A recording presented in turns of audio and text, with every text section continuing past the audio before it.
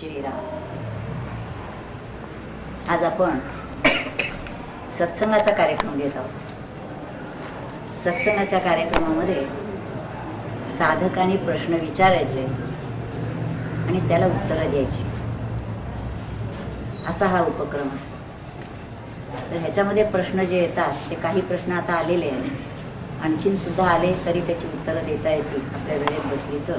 पण मुख्यतः प्रश्न जे पाहिजे आहेत ते साधनेसंबंधी पाहिजे, की काय करायचं, काय करायला पाहिजे. आणि साधना याचा अर्थ पारमार्थिक साधना, आध्यात्मिक साधना. साधनासुद्धा अनेक प्रकारची असते, संगीताची असते, नृत्याची असते, इतर विषयांची असते.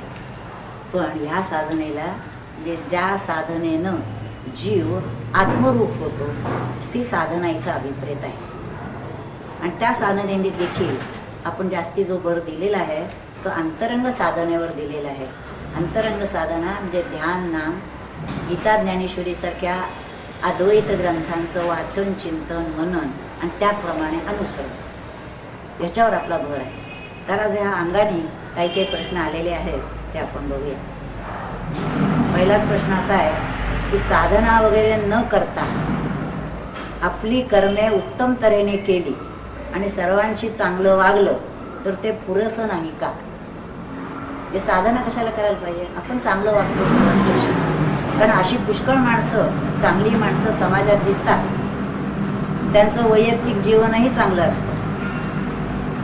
तर त्यामुळे त्यांना संत म्हणता येईल का, असा प्रश्न आहे. त्याच्या पुढं त्याने असं म्हटलं आहे की आत्ताच्या काळात दिसणारी समाजसेवा, देशसेवा याला खरं म्हणता येईल का? म्हणजे 2-3 त्याच्यामध्ये अंग आहेत.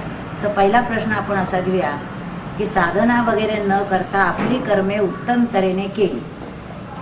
अशी समाजात पुष्कळ मंडळी आहेत की जी मंडळी आपल्या कर्माविषयी एकनिष्ठ आहेत, आपल्या वाट्याला आलेलं कर्म चांगल्या तऱ्हेनं करतायत, प्रामाणिकपणाने करतायत.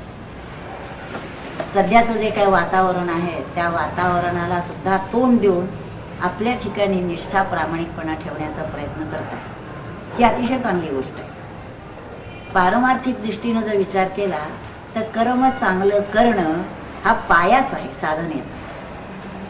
कर्मच जर नीट झालं नाही तर पुढे भक्ती संभवत नाही, योगही संभवत नाही आणि ज्ञान तर नाहीच नाही. म्हणजे एखादा जर म्हणाला की कर्म टाकून मी ज्ञान संपादन करीन, तर भगवंतांनी देखील त्याचा अगदी निराकरण केलेलं आहे की नाही. सर्व संतांनी देखील म्हटलं आहे की कर्म टाकून नाही. संन्यास हा देखील कर्माचा संन्यास नव्हे, तर कर्म करत असतानाच संन्यासी वृत्ती. मग त्या संन्यासाची व्याख्या भगवद्गीतेनं केली आहे. ज्ञेयस्य नित्य संन्यासी यो न द्वेष्टी न कांक्षती निर्द्वंद्वो हि महाभाव सुखम बंधात प्रमुच्यते. सर्व कर्म करतो आहे पण त्या कर्मात मी माझं कुठं नाही, मी केलं आहे मला त्याचं फळ मिळालं पाहिजे असं कुठं नाही. भगवंत कर्म करून घेतो आहे. त्यामुळे ह्याला जसं गीतेला म्हटलंय कर्मण्येवाधिकार असते मा फलेषु कदाचन. कर्म करणं एवढं आपलं काम आहे, कोणत्याही फळाची अपेक्षा न करता. त्यामुळे कर्म तर उदंड होत आहेत पण त्या कर्माचा लेप नाही. अशी स्थिती त्याला नैष्कर्म स्थिती किंवा संन्यास असं म्हटलेलं आहे. आता इथं जी व्यक्ती सांगितलेली आहे ती कर्म चांगली तऱ्हेनं करतायत, तथापि त्यांच्या डोळ्यासमोर असं ध्येय नाही आहे की आपल्याला आत्मदर्शन पाहिजे, आत्मज्ञान पाहिजे, किंवा आपल्याला परमेश्वर कोण आहे, कसा आहे ते समजून घ्यायचं आहे, असं काही डोळ्यासमोर नाही. मी माझ्यापुरता चांगला आहे, चांगला वागतोय, बस मुले. ही चांगली गोष्ट आहे. पण वस्तुतः अशीच मंडळी खरं म्हणजे परमार्थ साधनेला योग्य आहेत. कारण त्यांचा पाया चांगला आहे.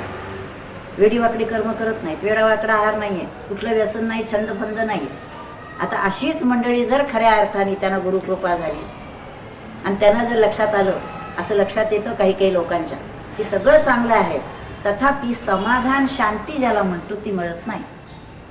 त्याचं कारण बाहेरच्या सगळ्या वातावरणामुळे म्हणा, कशामुळे म्हणा, असं वाटत असते की नाही आपण इतकं चांगलं वागून जग का असं वागतं.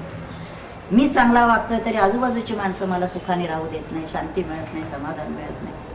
किंवा सगळं काही आहे, गाडी, घोडा, पैसा सगळं आहे, तथापि कुठंतरी जीवनात अपूर्णता आहे असं त्या जीवाला वाटत असतं. अशा वेळेला ती अपूर्णता पूर्ण होण्यासाठी जीवाला आत्मरूपच व्हावं लागतं आणि म्हणून साधनेची आवश्यकता आहे. म्हणून कर्म चांगलं असणं ही अतिशय चांगली गोष्ट आहे. कर्माचा पाया पाहिजे, पण त्याच्या पुढे मात्र पारमार्थाची साधना सद्गुरू कृपा मिळवून त्यांच्या मार्गदर्शनाखाली करायला पाहिजे.